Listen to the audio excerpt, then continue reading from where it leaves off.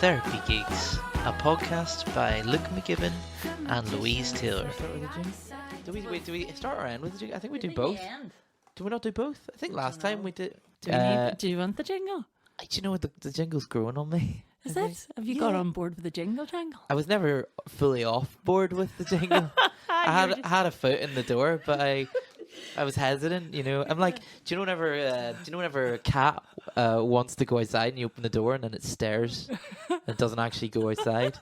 That was me with the jingle. I was curious, but I just wanted the option, I think.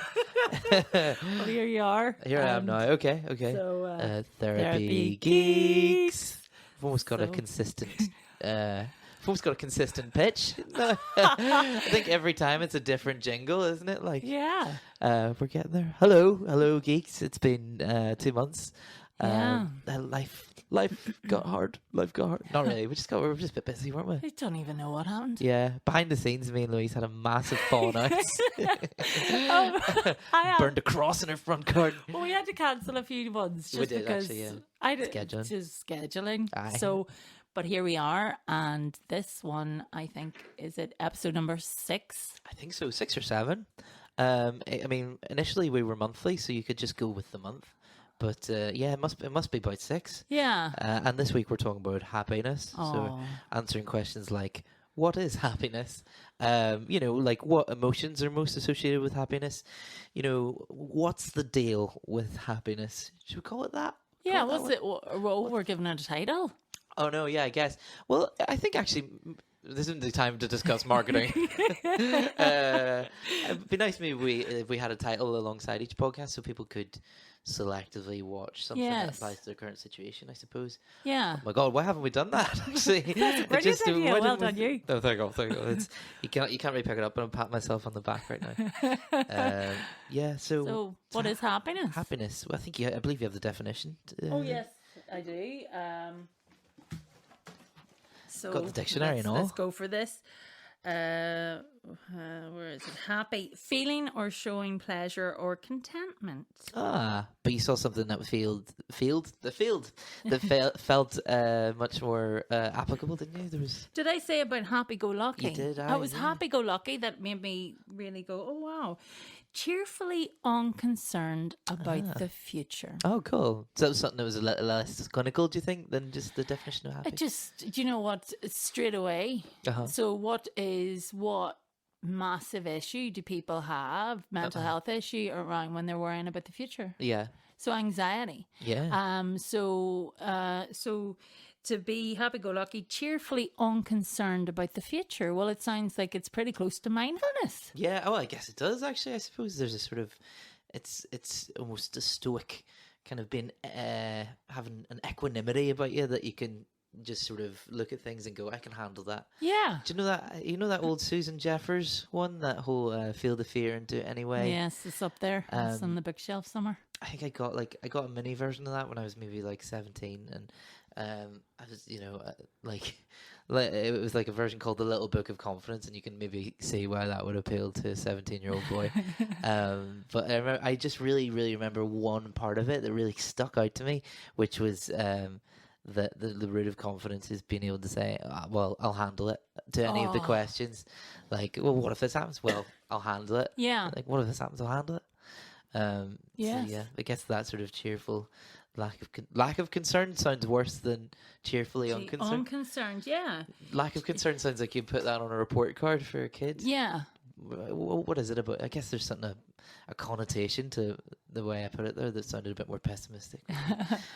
But it's like it's unconcerned, and maybe I think you were talking about it before. Like some people may think if you're unconcerned about the future, if you're not actually thinking about the future, possibly that's irresponsible, or is that like naive, or so to be seen. Sometimes people, and you were saying before, like sometimes people who are very happy-go-lucky people can be considered a bit dumb. Yeah, and like it's obviously that's the fallacy, isn't it? As well. Yes. I think you have a lovely quote. This sparked our pre-podcast discussion. I'm getting it now. Yeah, no, it's all right. Sorry, I've got you running through the library today.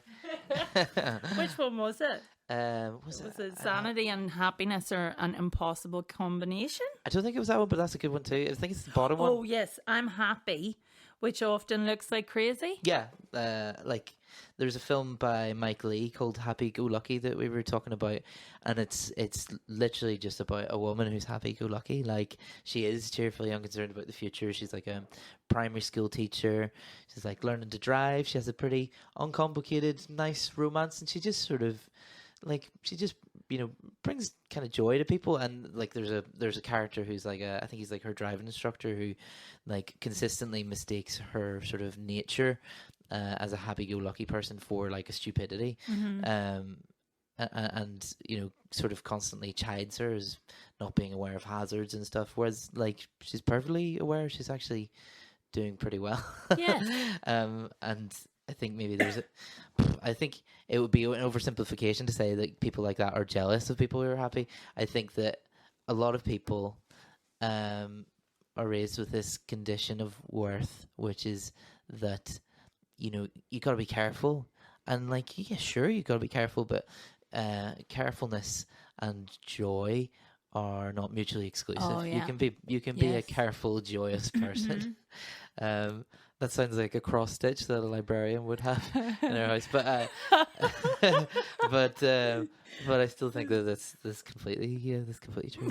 Anyway, yes. So that's Happy Go Lucky by Well, I Michael. like that. You can be joyful and careful. Yeah, like, I think I think wild abandon is maybe what people picture, and like, there is a perfect time for wild abandon. You don't ruin your life by having a bit of a crazy phase or by making a mistake or whatever, Yes, but this is it. Yeah. This is another thing. So happiness to each person, it's going to be subjective. So in the dictionary, the word contentment comes up, right? Which is maybe not necessarily what some people think when they think happiness. Sure. They think, like you said, wild abandon, but that's different to contentment. Yeah. Or is it?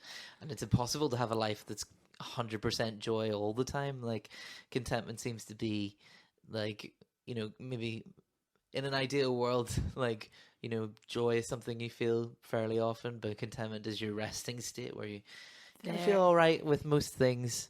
I like that though. Yeah, like contentment could be in a cup of tea. Yeah. Oh man, a good cup of tea. A good cup of tea. I feel like this is incredibly specific, but or like in winter, a good hot chocolate. It feels like Nirvana must feel like. Sometimes I have it. I feel it feels spiritual sometimes. Yeah. When maybe if you've got the gloves on and you're outside and there's this the mist of your breath and you feel the warmth traveling into your belly and there's almost a tingle in your skin and you wonder maybe if you've died. Maybe that's just me. Do you know what that sounds like to me? So you're bringing about the spiritual and the contentment, and it can be found in sometimes, well, for a lot of people, in very simple things. So I can often feel that, but that profound connection with something, or really just savoring it and that's again mindfulness. But it's like for each person, that's going to be so individual. Those moments that bring that contentment and bring that happiness. Yeah. Some people talk about like they have it in a rock concert. That can be a place where people have those heightened moments of awareness. Yes. And contentment. Getting lost in something for a while. Like, I remember, I talk too much about my teens, but it's a formative time in my life, and I'm 27 and I'm starting to become aware of time. But I remember maybe when I was like 18, 19, I was in a nightclub called M Club, which was famously a little bit shit, but I think they're kind of the best nightclubs actually, where there's something a little bit shit, so you don't feel pretentious. You don't feel that you have to be anything really. A bit seedy, a bit grotty. Yeah, a bit bass. Yeah, and like a bit like you walk around too much, you walk around and you see maybe too many people who are too young for them. Like, that's a sign of a kind of a shitty nightclub. But it's one where you sort of go, well, I don't have to be anything. I'll just dance. I remember in M Club, that was maybe one of the first times I was like drunk enough to sort of dance without really thinking. And I remember how it felt kind of transcendental, It felt like really... I dance loads. Yeah. In this house, we would fuck on the music and all that. Like, it's so. But why? When there was a quote I put up on my Instagram recently in shamanic societies. They ask you if somebody comes dispirited or depressed. They say, "When did you stop dancing? When did you stop singing? When did you stop listening to stories?" Wow. And there's a fourth one. I think it's when did you stop honoring silence or something like that. Would you think about them? Like, so you think like dancing, you can go into like a different kind of state when you just don't worry about anything but just that moment and the music. There's something there, isn't there, about the expression of happiness can sometimes create its own happiness in a way. Oh, yeah. That, well, there's a, not that I would recommend to any counselling clients to fake it till you make it, but I mean, you know, it's a nice thing to try. You know, there's all those really old psychological experiments that said about, you know, smiling in a mirror for up to 20 seconds. Oh, yeah. Can create a feeling of happiness, because it's like, yeah, that whole fake it till you make it vibe. But is it fake it till you make it, or is it, or you could you look at it a different way and saying seeking the joy, looking for it, create it till you feel it. It doesn't have the same rhyming structure as fake it till you make it, but maybe it's a bit more. Maybe it's a bit more true. I know. I guess saying fake it till you make it implies that the happiness is fake, and it kind of cheapens it, doesn't it? Whereas actually, you know, like what makes that joy more real than sad, than sadness? Actually, I wouldn't mind talking about mindfulness for a minute, because like I think mindfulness is the bee's knees, of course, and I think it's something that like it's one of those things that's like medication free, and it literally it has applications in any part of your life. Like there's like, you know, this may be part of the problem is because, you know, people who are depressed probably get told go do some mindfulness, like it's probably prescribed to them in a way that can feel quite dismissive of the emotion. But I mean, there's a reason that people prescribe it a lot, which is that it has like, I just can't think of something that you couldn't recommend it for.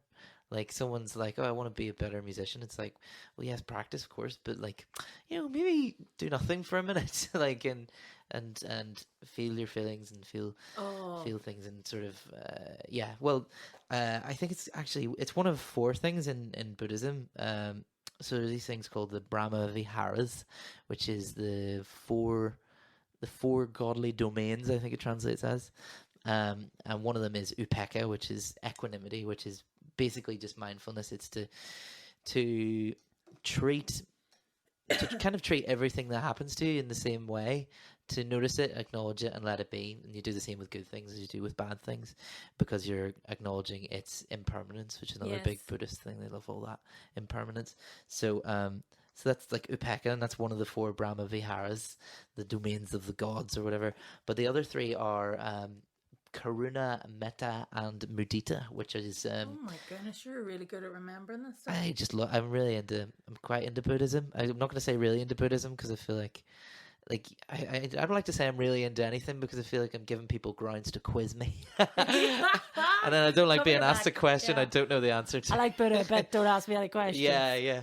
That's what he's all about anyway.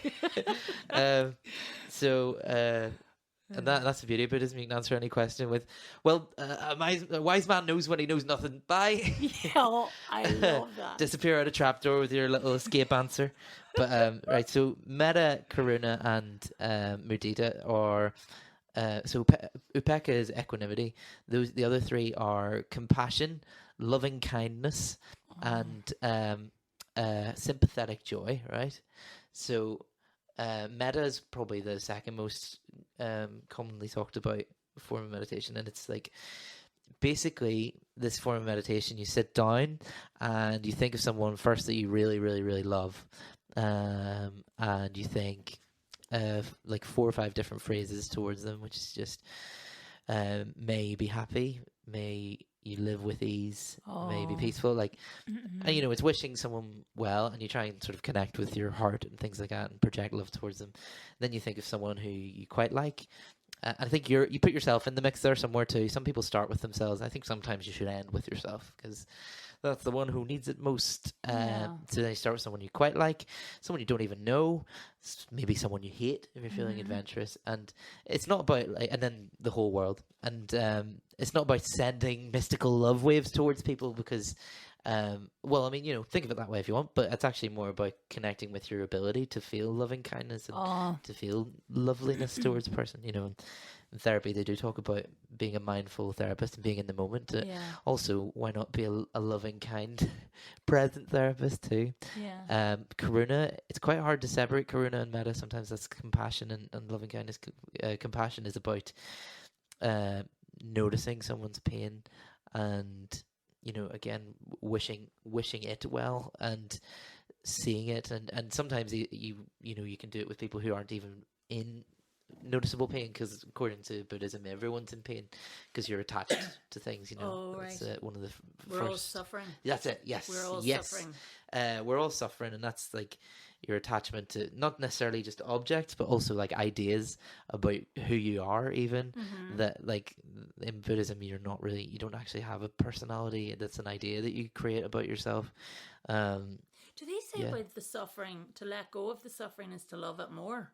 Yeah, I guess so. Yeah. I don't know that quote, but it seems pretty. It keeps with it. To let go of suffering is to embrace and love it. Oh, I like that. Yeah. To incorporate it and integrate it into your life in a way and honor it. Yeah, honor it. My supervisor uses that word all the time. I love it. To honor that feeling and hold it and let it be and notice it, and that's kind of noticing it come and go, like waves on the beach. Absolutely. And mindfulness, of course, is all about that, because saying that you can't make a feeling go away by struggling with it and grappling like a wrestler. You see it and you hold it and find that sometimes it just moves away on its own. Maybe it'll come back and then you just do the same thing. This too shall pass. Yeah. Oh, yes. Did somebody actually say that, or is it from the Bible or something? Because I see it on people's walls, and I just think it's really great. Yes. Yeah. I don't know if it's. I don't know if it's from the Bible, but it is. It may be actually. Okay. But I think it's incredible. Yeah. Like, this too shall pass, because sometimes in that moment it feels like an eternity. Oh yeah. Definitely. And try telling someone that like you know, be over soon. It's less helpful than one may feel. Because I think, you know, people know that something will be over soon, but it doesn't really matter whenever they feel that horrible pain, and maybe they need to stop struggling with it and feel it. And be with it for a moment. And it might not pass. It's for everybody, so it might take a long time. Yeah. But impermanence at the end of the day, isn't it? Like everything good and bad ends. That's Buddhism. Sounds pretty depressing when I put it like that, but actually, I think it's actually quite hopeful that you know, that and all that's left is this stillness at the end of the day. The last Brahma Vihara was sympathetic joy, which is like feeling happiness on behalf of someone else. Like, I suppose I told you earlier that I got a job recently, a counselling job. Hard to come by, and doesn't pay great, but it's a massive step forward. And immediately you're like, oh, it's brilliant, you know. And and it's kind of like, I saw this talk by some monk, and he kind of described it as kind of like cheating in a way, because you get to feel someone else's happiness for them. I'm a cheating bastard. Yeah. But I love it. Yeah. Because I genuinely love it when friends, anybody is winning or succeeding or doing well. And for many reasons. But it brings me great joy. Yeah. And I suppose, maybe a few years ago I wouldn't have felt that. I would have felt more jealous, you know. But it is quite cheating in a way, because what have I learned through the years?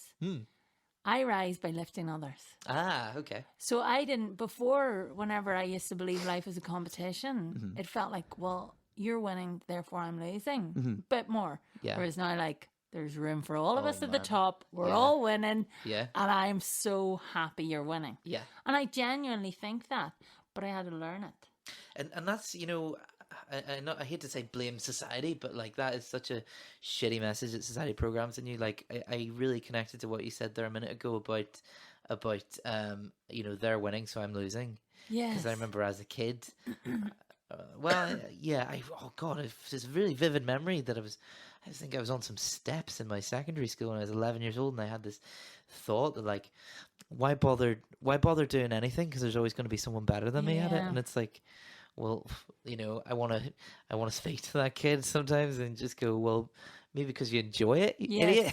Yeah. And maybe because someone is the best at it in the world, like maybe it doesn't mean everyone else in the world should quit. Like, you know, the best counsellor in the world is out there somewhere, but he can't see everyone. He's probably got a pretty full schedule. So in the meantime, you're all going to have to fucking settle for us.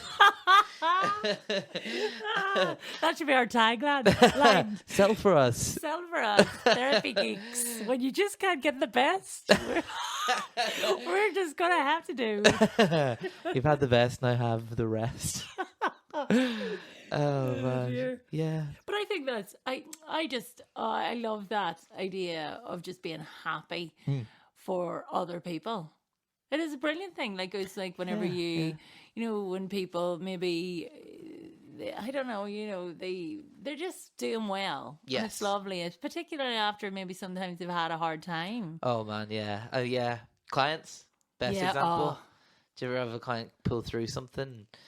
And maybe you get the ever so well. I found it ever so rare the thank you card, because I see a lot of male clients. I think it just doesn't occur to them as much as it does female clients. Like I think they have the intent to give me a thank you card, but I think it just doesn't. But I don't think, to be honest, it's not the cards or anything. It brings me joy. It's the lives. Not at all. It's the. Do you see what I mean? It's whenever it feels like sometimes there's a switch goes off. Yeah. And they get it. It's in them. It's not to do with us. It's all to do with them. Mm-hmm. And I think once that ownership and I just think we've the best jobs in the world, to be honest. Oh yeah. Do you ever like sometimes whenever I'm in the middle of a session with a client, there's a thought that wanders through my head, and it sort of goes in and it goes out, which is nice of it because it doesn't hang around. But it's just the sentence. I fucking love this. Yeah. But I think it's that connection. And I think happiness is about connection. It's you're connected to yourself. You're connected to whether it be the cup of tea, whether it be having a lovely bath, whether it be walking the dogs, whether it be a moment in, like, I don't know, like Aerosmith. I don't know where Aerosmith, you know, an Aerosmith concert. Why not Aerosmith? Why not? They're popular. People must be. Not my thing. Yeah. Not mine too, but I feel like if I went to an Aerosmith concert, I'd probably love it. I would too. Do you know, like there's like the biggest bands in the world who you might not be a fan of, but if you ended up in one of their like, I know maybe one Kiss song, but I feel like if I ended up in a Kiss concert, I'd have a great time. Yeah, but there was lots of concerts. I think I had like I took Lily to see Florence and the Machine. That was her first. Nice. I spent most of it weeping. I was so overwhelmed. I thought, this is amazing. This woman's incredible. The message she's sending. My daughter is watching one of the strongest, most brilliant, just killing it. She was just, the whole place is in Belfast. I was just like, the tears. I was like, this is just beautiful. Yeah. It's so beautiful. It's a beautiful moment. Like it was, and Lily loved it. Yeah. And it was just it was really special. And Florence, well, she just the energy and the passion and the lyrics and everything. So yeah, I can see how, but would I describe that as happiness? I don't know. What would you describe it as? I don't know. Some people may say that was just like a spiritual experience, but it was a profound contentment, or what was it? It was, I don't know. It was. Sounds like it was hard to describe. Yeah, sounds like a lot of positive emotions got all tangled up, and it's kind of hard to separate. And why bother? Yes. It seems. I suppose it seems great as it is. I'm afraid of trying to dissect it and ruining it. But I was worried because I thought poor Lily's going to think, what the hell's wrong with Mummy? But she was watching the concert, so she didn't know it. But I was like, I had to wipe the tear. I was just like, this is just so lovely. Yeah. But I suppose with happiness, is it joy? Is it contentment? What is it? Like to be happy and can you read out the 3 things that you wrote about the lives because I remember I wrote a very short blog and it said about happiness and a happy life. Now, would I say I've had a happy life? I don't know. Would I say I've had a good life? Absolutely. So, but would I say I've had an easy life? No, I haven't. So I wrote a blog ages ago, which is very short, saying I've come to think that maybe you can have the easy life or the good life, but you can't have both. Wow, I like that a lot. Well, yeah, I guess that, I mean, you always hear about people who have a seemingly easy life and they're massively depressed because, it's about, I guess in a way happiness is, this is quite a bland statement, but it's so true, that happiness is so relative. That, and it comes from challenge, I suppose, and overcoming challenge. Yes. Because if you're born with a silver spoon in your mouth and you can afford whatever you want and you can do whatever you want at all times, nothing feels earned or proper, that struggle is important, you know. And that's it. That's like, so people are like, I want to be happy. But actually I would say I'm a happy person, but I've had a lot of challenges and a lot of struggles. But I've actually now at this point where I'm grateful for them all. I'm grateful for it all. Yeah. And it's authentic happiness too, isn't it? Well, yes, because I would be authentic. If I'm annoyed, like I would be very much, you wouldn't be left in the dark if I wasn't happy with you. Yeah. But is that like I have emotions, but I am generally, overall, I feel happy with my life and my choices. But it wasn't easy getting to this place because I think there's a hell of a lot of selfishness involved, a lot of soul searching, and a lot of acceptance. Yeah. Acceptance about what I'm not and what I am. So I can't do that. I might have had dreams about being this, that, and the other, but actually I'm shit at it. So I need to let that go and accept who I am. And be okay with it. Yeah. What you were saying earlier as well about to let something go is to love it more as well. Oh. So letting go of, I'm assuming this dream was to be like a rocket scientist or astronaut's the big one. Do you know that's sympathetic? What was it? Sympathetic joy. Yeah, mudita. I think I've had that a lot Mudita. because maybe sometimes I felt jealous or something if somebody didn't get a job or somebody got the job I wanted. Possibly I wouldn't. But most of the time, I'm actually really happy for people, even if it means I don't get what I wanted. Yeah. But I think that was maybe, I had that at a younger age too. Like, I would have this kind of, whoa, it's like almost childlike. Yeah. I'm so happy for you. That's awesome. Yeah. Well done, you. I guess it kind of reminds me of what we were talking about earlier with happy-go-lucky, where people don't always entirely believe it as well. You have to really convince them, no, I am actually happy for, like, yes. Me and a friend of mine both applied for the same job about, we'll say March, I think. And I think, I think we both must have interviewed well. I think that's what I tell myself to sleep at night, because I didn't get it, and she did, and I was like, I still am actually really happy for her, but I feel like people don't expect you to be. They're like, you're right, and you go, yeah, like yes. Of course I'm having like this, and that's it. I'm thinking the only scenario in which I would have been unhappy about that is if, like, because it was a higher position in a job that I was currently in a place I really care about. So all I cared about was whether or not somebody good got the job. Yeah.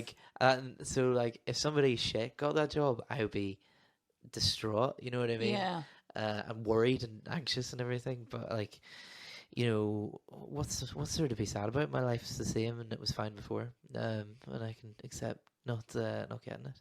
And also sometimes I think I am incredibly grateful for the jobs that I didn't get. Yeah, that's true too. Yeah. You know, or the things that didn't work out, and the plans that went a bit awry. Was it? Yeah, they went a bit.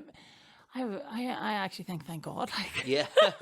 Yeah. You know, you done all right. So sometimes people would say that was a gift, you not getting that job. It was a gift. Yeah. The road not taken sometimes leads to a bog. Yeah. Yeah, that's true too. I guess gratefulness, isn't it? Gratefulness. Oh, yeah. Grateful for it all. Well, yeah. I guess that leads us quite well into the next. There's like a study that we were chatting about earlier by a fella called, I think, Emmons, EMMONS in California, on gratefulness. So they had 3 groups, and they each had to do a journal each on different things. And one group had to do a journal on things they were grateful for that happened during the week. Another group had to do a journal on things that were hurtful that happened during the week. The third one, neutral, just things that they said impacted them. Didn't have to be bad or good. And they found that the group that talked about gratefulness the most were the most happy and optimistic at the end. Sorry, that's just my stomach. It has a bell. If you picked that up. No, that was just Louise's doorbell. It might be one of the neighbours. Ah, okay. What should we do? Should we let it go on, or should we? Oh, Steph's gonna. We'll go on. So you're saying about the writing grateful, hurtful. And what's the other one? Just impactful. Just things that just a normal diary, really. I guess just things that occurred to them. So the thinking most about gratefulness seemed to have the highest impact on general happiness. So it's something incorporated into my little morning and evening routine now is to think of 3 things that I'm grateful for, and sometimes it's sometimes it's literally like, oh, these sheets feel quite nice against my legs, or the rain outside sounds pleasant, like, and it's those little things. Has it had an impact on my life? I don't know, too soon to tell, but I mean, it's certainly not holding me back. I definitely recommend gratitude journals. Yeah. I've got my wee ones over there. They're Have you? hilarious when I read them back. Some days you can tell when I'm in a really bad mood. Why is It's it like blank? Febreze. I'm very thankful for Febreze. I'm thankful for Nutella. Not thankful for anybody in this house at the minute. You know what I mean? Whereas some days it's like my family, my life, and then some days where I was just scraping the barrels. Solitude. I'm grateful for solitude today. Yeah. That's That's it. Like, I would be grateful. There are times where I feel very grateful when the petrol tank's full. Oh, that's a nice feel. It's lovely sitting in a car. The petrol tank. It's freedom. That means freedom to me. Phone fully charged. It's Absolutely. a silly one, but when you can see those little things and you can really appreciate them, I think that you are living a good life. Yes, yeah.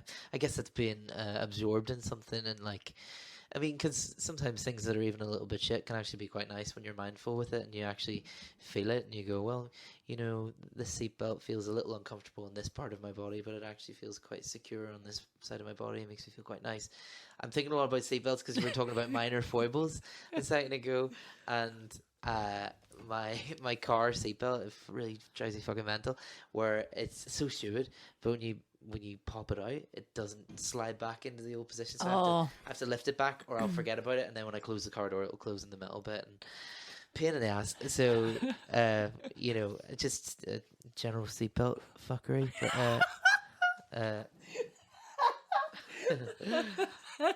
But wait, sorry, I dragged us off topic there because you said you wanted to talk about the three things, the three lives, yeah, sorry. Yeah, they sounded good.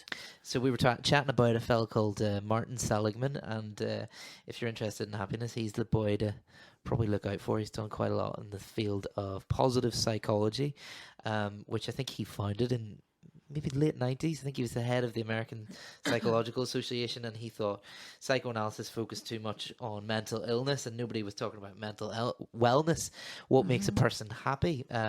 So in a way, I guess preventative psychotherapy, I guess like a martial art against the sads, if you want to think of it like that. But I certainly do, as of now, when I said that.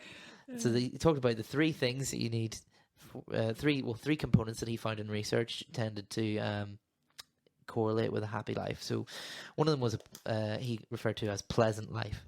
So that was how you experience, forecast, and savor positive feelings, like hobbies and relationships. And you'd think that would be a big thing, but he actually said that was quite a minor component of it. So just like, I guess that's the contentment that we were talking about.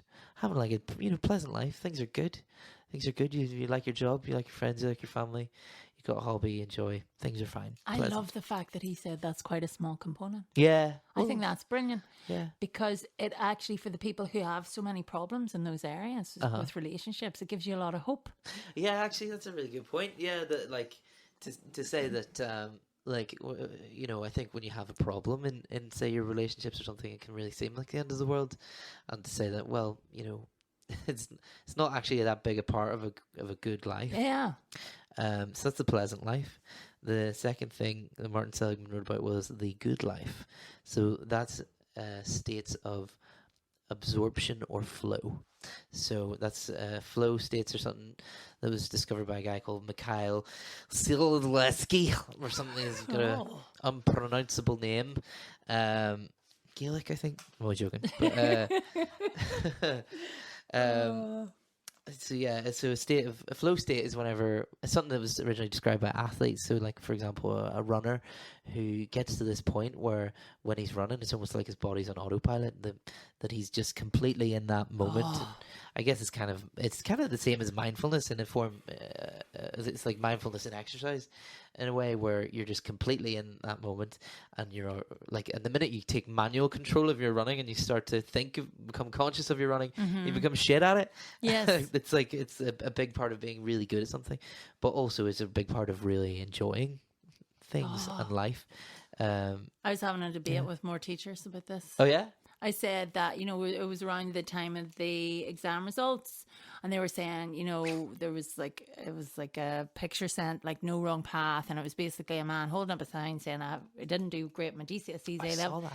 But I love the discussions. I love it when people engage in meaningful discussions.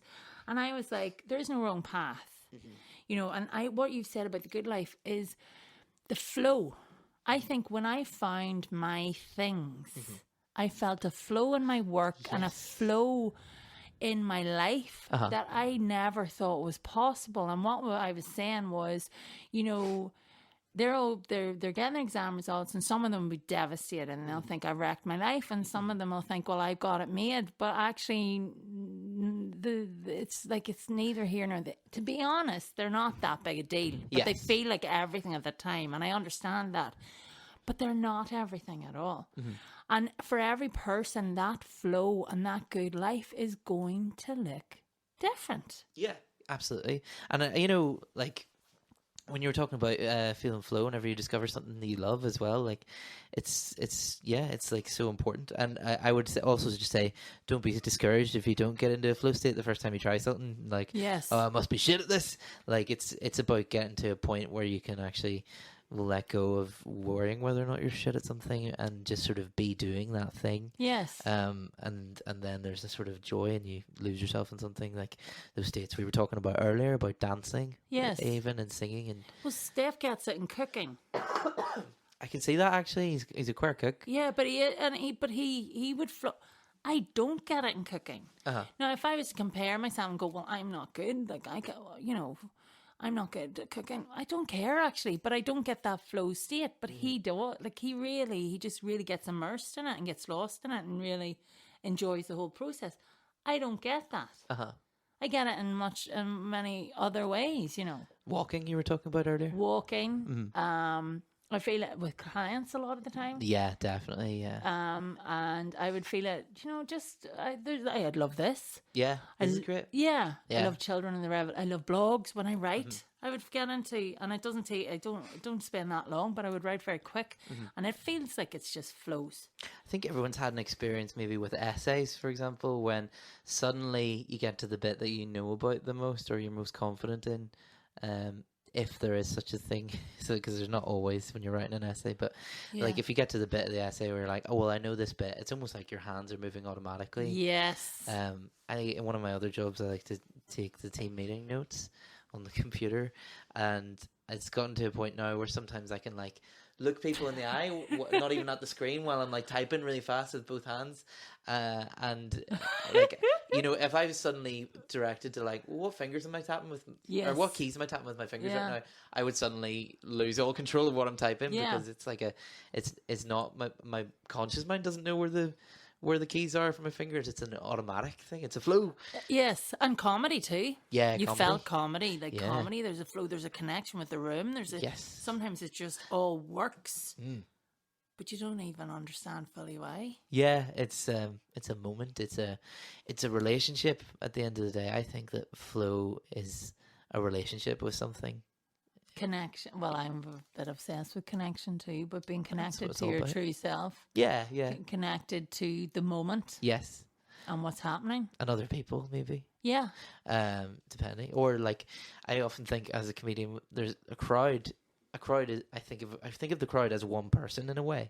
The crowd is a big gestalt entity, right? One with one personality, but it's made up of lots of little personalities. Yes. So, for example, like, this is why there's very rarely jokes that work 100% of the time. Yeah. Like, you can get most good jokes would work 99% of the time. But like, sometimes you're going to get a crowd who are not up for it. Like, some crowds aren't up for dirty jokes. Some crowds love dirty jokes. That's like, one-liners is one thing, and puns, like puns can really polarize a room. Puns, yeah. It's scary to do them. I think they're very brave, pun guys. But then you've got absolute geniuses with puns. Yeah.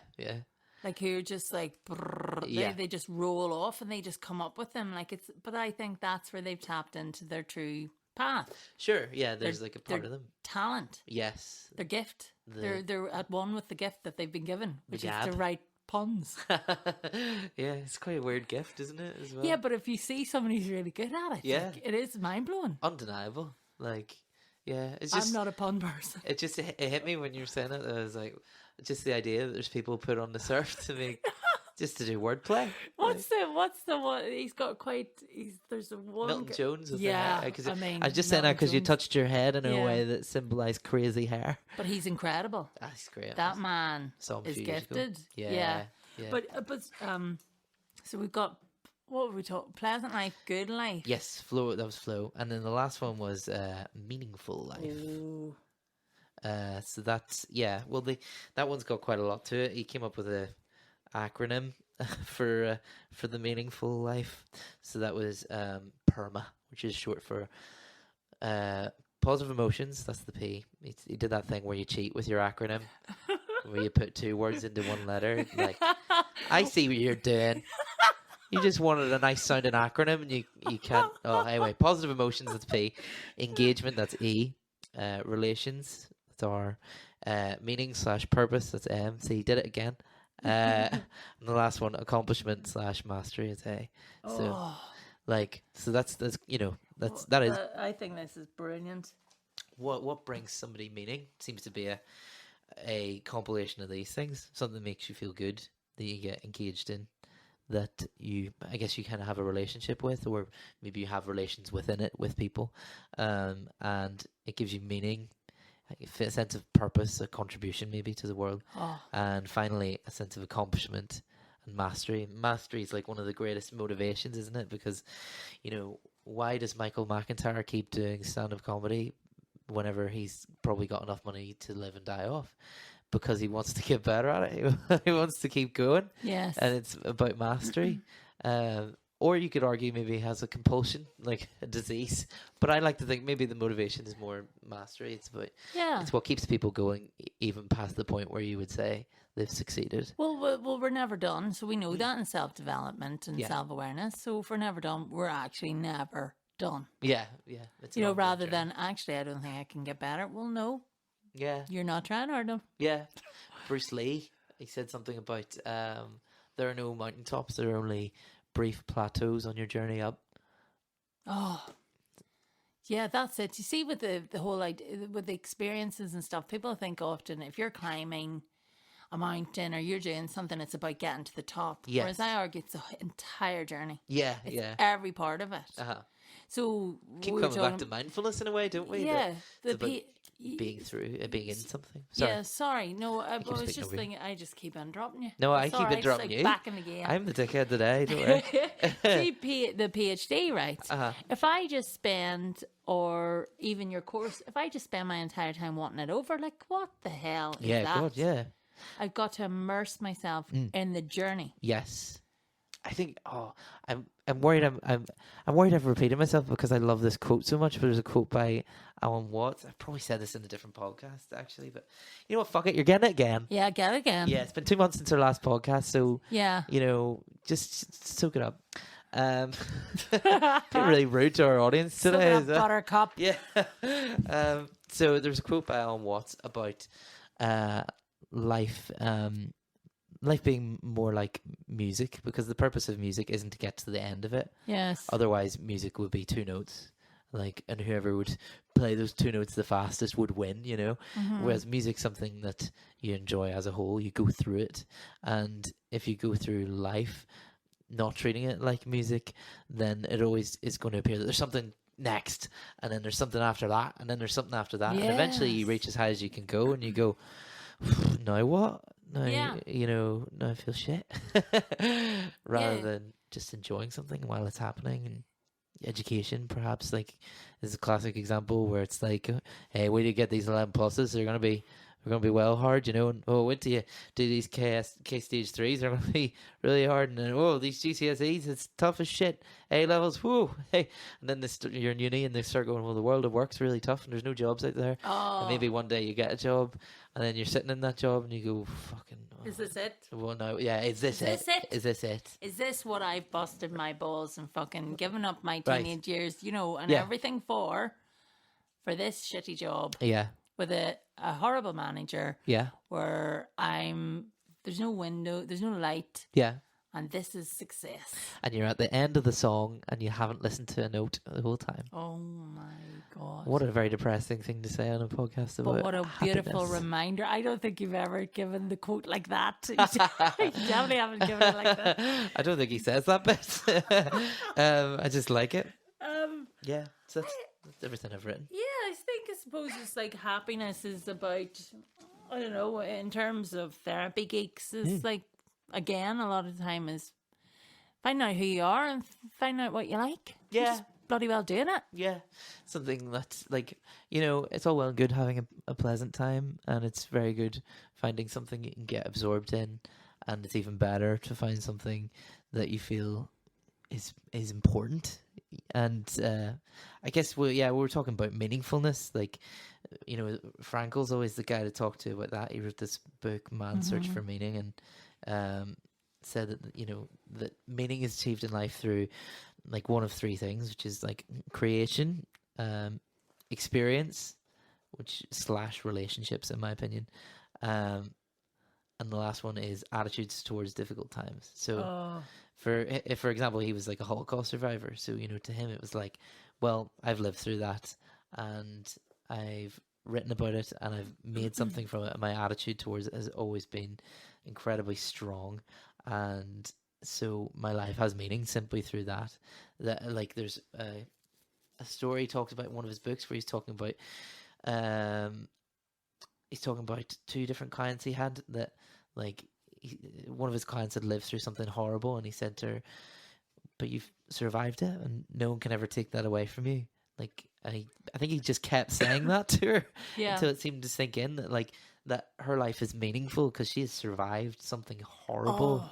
She has come out the other end of it, and you know, well, maybe not fully at that point, but it's an ongoing process, isn't it? It's process, not perfection. But yeah, that's where I was quite different to a lot of people on my course, I think. Oh yeah, because I wasn't pitying people. I thought that adversity brings your greatest strength, whereas they were like, oh my God, like some of the other, oh my God, like, her life's just shit, like, and this has happened and that happened. I'm swearing a lot and I'm really sorry. But like, this has happened and that's happened, and oh my God, and they really felt for her. And I was like, boom, she's, you know, to go, you know, people who have been through huge adversities usually can gain great strength. Yeah, post-traumatic growth, they call it, don't yes. they? Yeah. Yeah. That's like, yeah, it's actually kind of inspiring, isn't it? Well, Oprah says whenever you know that you're grateful for it all, and you can thank, like, these horrible things can happen and you can say thank you, you know, you're living a good life. Yeah, you've moved on, I suppose, in a way. Yeah. But it's not like that's good that that happened. But it's like alchemy. It's been given crap and making gold.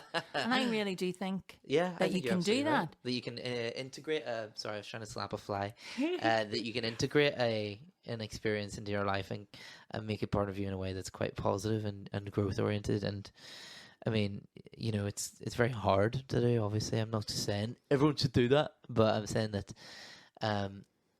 here it is. Your pain is fuel for your growth in the same way that the smell of shit in manure is fuel for the rose. Yeah. That's Alan Watts paraphrase absolutely. Again. Yeah. It's like people taking their pain and taking the tragedy and then being activists in that field, or really, really, you know, fighting for better conditions for others, or making sure that somebody doesn't have to, or trying their best to make sure other people do not suffer. I mean, that's meaningful. Like, that's strength. And this isn't to say that people who don't grow from trauma are weak or anything. No. Actually, quite the opposite. Like, the very virtue that they've survived is a sign of their strength, and actually needs to be recognized. But I suppose that might be the difference between surviving and thriving.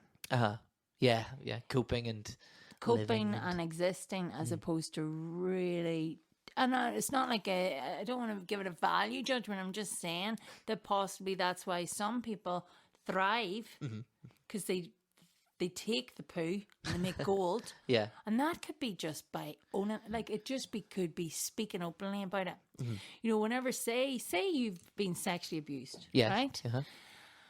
So there's people, so again, Oprah, a lot of actually... Has she been abused? Yeah, she was really badly sexually abused as a child. Oh, flip, I didn't know that. But she would be open about it. She's not carrying the shame. Actually, there is no shame for me to carry by the fact that I was sexually abused by adults as a child. Yeah. Whereas that message, a lot of people are carrying that shame around them. They're not, because they're not open about their history, their lives. And I remember whenever I started being open about my experiences, the ones that I was maybe told or encouraged to not let anybody know about, or because you will be told, you know, a lot. You look at anonymity, so with rape, sexual abuse, incest, all that there. Yeah. And suicide still. Yeah. People are covering up. They're pretending it's not really happening. Yeah. Victims and abusers, you mean? Or? Victims, abusers, but also family members, stuff like that. Right, yes. So the shame continues. Yeah. Because it's secret. Yeah. So secrets are usually containers for shame. I mean, if you wanna help someone who's going through something like that, you gotta get comfortable with the uncomfortable. Like, I think showing, it's like what you're saying. I think that like family members and stuff not talking about another family member's horrifying experience. Yes. I think it's just half of it is just awkwardness. Like they don't know how to talk about it, and like that awkwardness is can just burn you. Like yes, and it doesn't help. Freedom is, I think, ownership of your experiences. Yeah. To own them all, good and bad. To honor it. To honor the experiences, all of them. As opposed to trying to hide experiences because you feel like they're a reflection of you. Yeah. I like what you said earlier as well about your classmates, that they're feeling like pity, and I guess you could say sympathy versus empathy, I suppose, as well, towards their clients. And like there was a study my supervisor gave me, so it was to do with person-centered work, and saying that a great predictor of success is the optimism a counsellor has in their clients. Oh my! But often, I don't know. I just think sometimes I actually hope for think them. As soon as they walk through the door, there's hope. Yeah, that's brilliant. That's such a brave thing to do. Yeah, for many scary. people. Well, I mean, because I know I'm lovely. They don't know that before they go in. Like I could be shit. You know, so half of them aren't even expecting a man. You know, statistically, and you know, half of that half maybe don't want to speak to a man. Like so it's scary for people. But I suppose, like, I think that's one of the reasons a lot of people will go to counselling, is they want to be happy. They want to be content. They want to feel good about themselves. So it makes sense that we would want to support them with that. Yeah. So pitying people actually, I think, can sometimes keep them hopeless. Oh yeah, completely. Yeah. Whereas being like, I would be more like, I'm really sorry that happened to you. That sounds absolutely awful. You're going up. Yeah. You know. Yeah. And that's one of the things a lot of my clients would say. You're quite upbeat, but that would be something that I would tell. And that would be on my profiles, that would be described like that. On counselling directory, I'd say people would describe me as affirming upbeat, because it's not always appropriate for people to have that kind of, they don't want it. They might want actually a bit of pity. Yeah. They actually, some clients it's part of the game, want in a way. the pity. So they need to know, well, this is what I'm like. And I'm being genuine. I find pity very hard. Yeah. No, I can do, you know, but I don't think it's terribly helpful. I think it's such a difficult thing to navigate, actually. And well, right, here's something. So me and my girlfriend, who lived together, we actually had a bit of a wee fight recently because I'm quite ill. You might have heard me coughing throughout this, and she used to know someone who would like maybe exaggerate their illness for like the sake of, you know, getting on people's good side. Like if they had a cough, they would like be like, you know, like one of those things. And so like So I was actually getting pretty annoyed that like whenever I was ill, the first response she had was to kind of actually try and downplay it and just sort of go, "You're not ill, you're fine." Like, or why are you booking a doctor's appointment or something? It's like, because I can't breathe. But and then she was like, "Well, what? Like, and she's wonderful, really communicative. We had a really good chat about it actually." And she was like, well, "What does it actually like need?" Because I think she thought that I wanted her to just be like, "Per you, you'll be fine." Like, "Oh, you brave little soldier." When it's like, no, I just, I want to feel comfortable telling you I'm ill. You don't have to even be nice. Like, you don't even have to be empathetic or sympathetic or nice. You just have to sort of, I guess, just empathy is just validating someone's. But compassion, pain, isn't it? I've always got lots of compassion for everybody. Yeah. But there's something maybe about pity and sympathy. Yeah. That might be my stuff. That might be my issues. No, I think you're right. I think she was afraid that she would have to be pitying. I can give you lots of constructive. compassion out there, but actually, I don't always. I don't know. I remember once somebody was annoyed. They wanted me to be more, and I said they wanted me to be more. They wanted pity. They wanted me to feel sorry for them, and I was just like, I think I have to up the compassion possibly. I think I said, I just wish you saw what I saw. Yeah. I wish you could see what I see. But I felt that, I did take it on board. And I was like, I'm sorry, I'll try and work on that. But yeah, it was compassion more. I'm a big fan of that. Yeah. That's what it's all about. Yeah. We So, like the hooky cookie. I actually really loved that. That was good. Yeah. There was something I wanted to, just before we finish. Yeah. So happiness. Uh-huh. And we were talking before about Ram Dass. Yes. Dass, the spiritual guru. Yes. And one of the things that I find him so inspiring, he's got is a walking home is one of the documentaries on Netflix about him. I've seen that one. Have you not? Have you seen Dying to Know with Timothy? So that's also on Netflix, Dying to Know, and that's about Timothy Leary documenting. They were friends for decades and decades, and documenting his death. Yeah. Prostate cancer, and how he was like embracing the experience. It's just another stage of life. Well, what I suppose in terms of happiness, Ram Dass always inspires me. Because of the stroke, the way he embraced the stroke, and the way he talks about the acceptance, I suppose, and he's taken that to a different level. So sometimes when people get diagnoses and things, they think that's it, it's done. Whereas if you watch Walking Home with Ram Dass, he's like, no, I've gone to a new place. Yeah. This is it. And he said, and he's actually like, thank you for the stroke. Yeah, he talks about his stroke like he calls it a stroke from God or something, doesn't it? Like it's a gift for him. Yes, and what I love about them is they're taking life to they're going, this life is, all of it is great, all of it. You can find, I don't know, you can find joy in even the darkest places. Yeah. A stroke. Yeah. I really like that. That like there is something good and bad in everything, that it can be taken from it like that. I read something from the Kabbalah recently. I've never really heard of the Kabbalah before. It's like a half Jewish, half self-help thing. But I thought it was like quite a nice way of thinking about exposure therapy and stuff, about how your fears are an opportunity to grow and stuff. And if you're religious, it's a chance to feel closer to God or some spirituality or something, to sit and feel that fear, I love it. Yeah, it's great. I have loved this episode. Look, it's great. It's good to be back. So is there anything else? We don't know when the next one might be. A month, might be probably a month. Probably 3 before Christmas. Definitely be before Christmas. Yeah, it's near our anniversary then of therapy geeking. Oh my goodness, January. That'd be lovely. Yeah, it'd be great. What we do for it? Get drunk? I don't know. I'll make it. No, I have to drive up here. I drive from Belfast to Cookstown. I can make a cake. Yeah, that's maybe a bit lamer than getting drunk, but I'm getting lame as I get old. Sure, your drive here, I'll eat cake and get drunk. Okay, and great. Just eat cake. But also, like, if you want if you would like us to record an episode on something, just let us know. Send in any messages. Dreams. Oh, frig it. We'll do it another time. I didn't even have a drink. I think I had one last night. Did you? I had 2 last night. Oh, wow. I think I know exactly what they're about. Well, then we don't need to do it.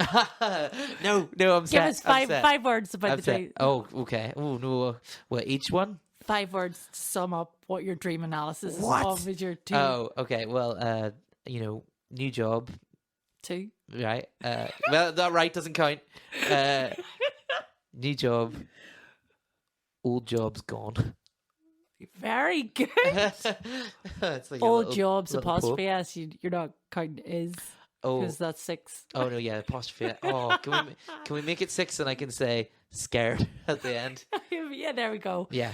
So thank you very much, and will we do a little jingle jangle? Therapy Geeks. Thanks for listening to Therapy Geeks. Find us on Spotify, iHeartRadio, Google Podcasts, Podcast Addict, Deezer, Listen Notes, Stitcher, Podcast Index, and Buzzsprout. Give us a like or a follow or a subscription, whatever your podcast app allows. Thanks for listening.